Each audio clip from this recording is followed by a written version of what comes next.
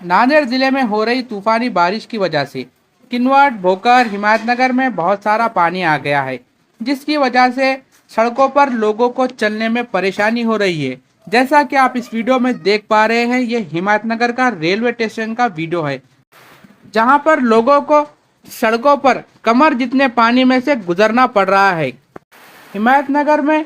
Railway station road, Rahim colony और doctor बाबा साहब अम्बेडकर चौक में रोडों पर बहुत ज़्यादा पानी है, जिसकी वजह से लोगों को चलने में बहुत ज़्यादा तकलीफ़ों का सामना करना पड़ रहा है।